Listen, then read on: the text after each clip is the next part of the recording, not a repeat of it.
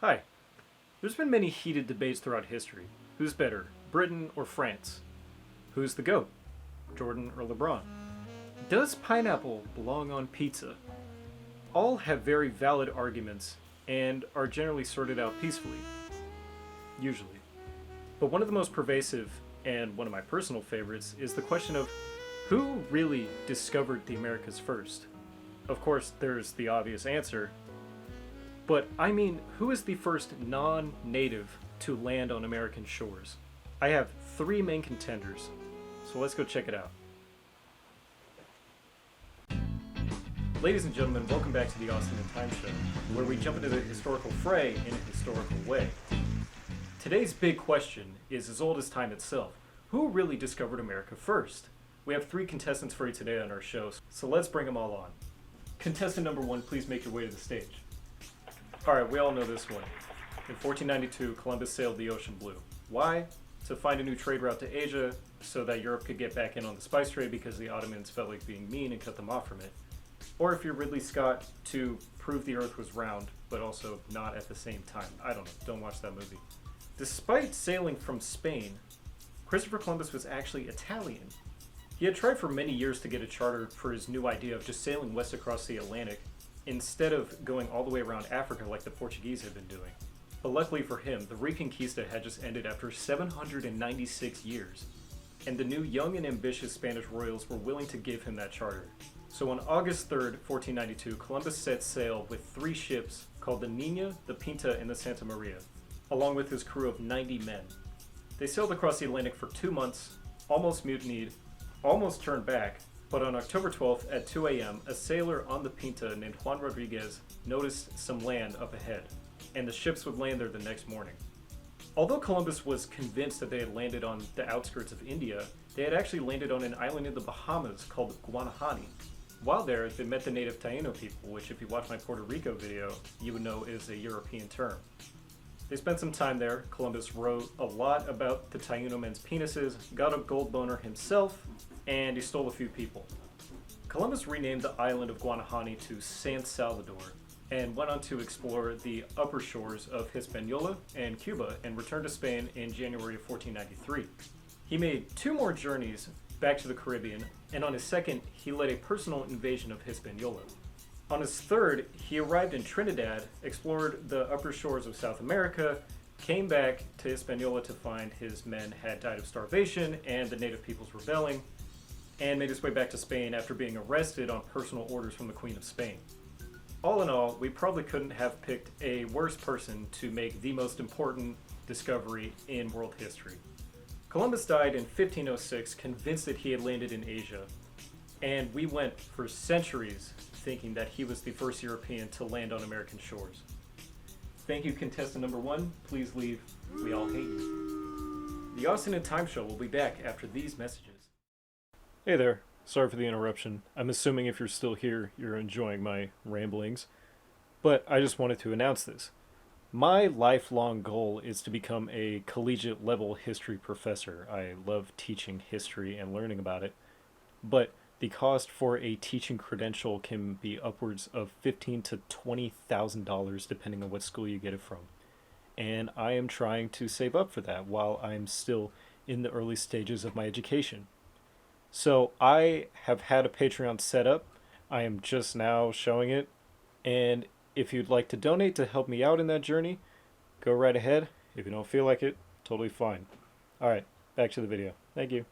Next up, contestant number 2, please make your way to the stage. What's your name, sir? Oh, like that SpongeBob thing? Oh, okay, sorry.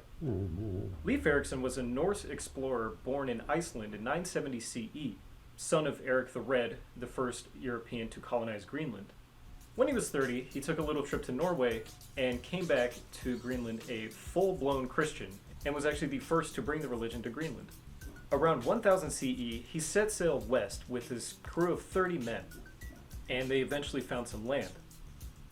The land that he had found was pretty barren, flat, and just full of glaciers. He called it Helluland, or Land of Flat Rock, thought to be modern-day Baffin Island in Canada. This place basically served no purpose for them, so they left and continued south. Next, they landed in what is thought to be modern-day Labrador in Canada, which Erikson named Markland, or forest land, due to the high number of trees and white sand on the beaches. Lastly, they landed on an island that Erikson called Vinland, or Wineland, thought to be modern-day Newfoundland. In the 1960s, remnants of a settlement on Newfoundland were found, dated to around 1,000 years before, almost exactly when Erikson supposedly made his trip there. He had made the settlement for winter, but it was abandoned soon after, and Erikson made his way back to Greenland in the spring. Something interesting, Erikson is thought to be the first European to land on North American soil, but he wasn't the first to see it. That had actually been done by a Norse explorer around 15 years earlier. In 985, a Norse merchant named Bjarni Helrufsson led a migration of around 400 to 700 Norse peoples to Greenland, but was blown off course. After sailing for 3 days, he sighted land west of Greenland, which would be the same land that Erikson would later land on. He didn't land there, but he did see it, if that means anything. Leif Erikson, everybody, please exit stage right. There's a complimentary mead and fermented shark meat banquet. Our third and final contestant, please make your way to the stage. This one is less commonly known. The Polynesians have a crazy awesome history of exploration and found basically every island group there was to find in the Pacific Ocean. They even made it as far as Rapa Nui, or Easter Island, which is pretty freaking close to South America. So what's the chances that they sailed east and landed on South American shores? Pretty high, actually. This used to be a bit of a fringe theory, but recent genetic evidence has made it a lot more plausible. Genetic studies showed that coastal South Americans and Polynesians made contact with each other and interbreeded around 800 years ago, before any European had arrived in the Americas, even before the settlement of Rapa Nui. The only question is, where exactly did the initial encounter happen? Evidence from sampled genes from across the Pacific and South America show that these two populations interbreeded around 1200. The highest rate of that genetic evidence being found in the South Marquesas Island group. This can mean a couple of things. It could either mean that the South Americans and Polynesians both ventured off at the same time and met in the middle. It could mean that the South Americans made their way to the South Marquesas archipelago while the Polynesians were already there. Or it could mean that the Polynesians made their way to South America, interbred with that population, and then found the South Marquesas archipelago. So there is definitely evidence of contact between South Americans and Pacific Islanders around 800 years ago. The question is just where, and was it on South American soil? While they may not have been the first to arrive in the Americas, they were absolutely the first to have contact with Native Americans. Other evidence includes archaeological findings of bottle gourds and sweet potatoes in pre-Columbian Polynesia, both of them South American plants. Also, the name for sweet potato in Polynesian, kumara, is very similar to that of native languages in the Andes of South America. So consensus, we don't really know. But in all honesty, I'm on Team Polynesian. I mean, they landed on Rapa Nui 6 to 200 years before Erikson ever landed in Canada, so I think it is incredibly possible that they landed in South America. Thank you, contestant number 3. Your Wa'akaula was parked in a fire lane, so it may have been towed. I'm sorry. We do have Moana on in the waiting room, if that helps.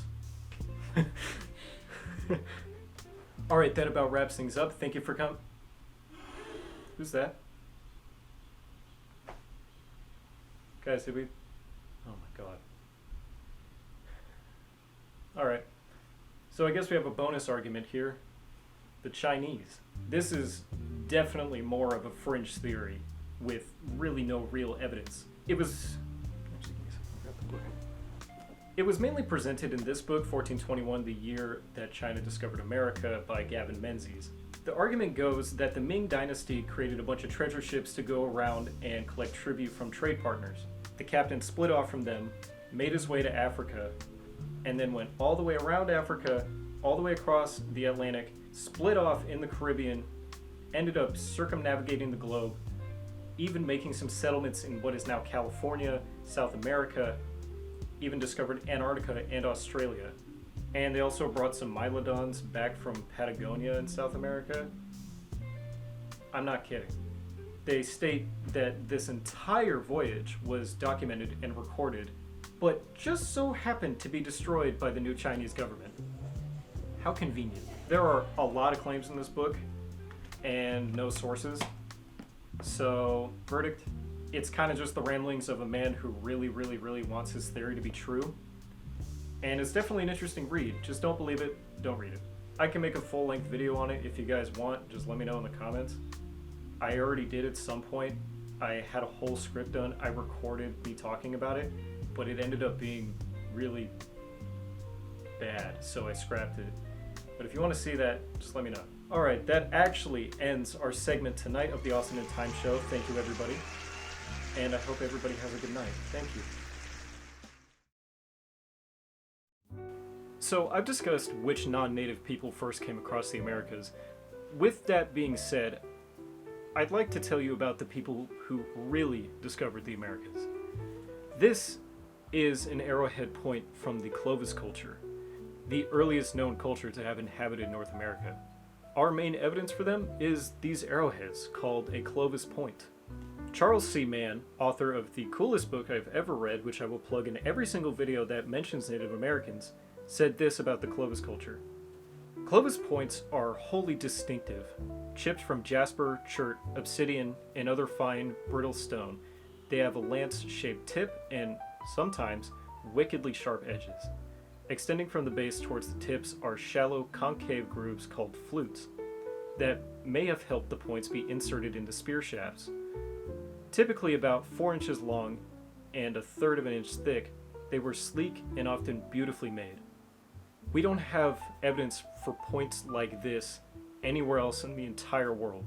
The oldest one that we have is about 13,500 years old, found in Texas.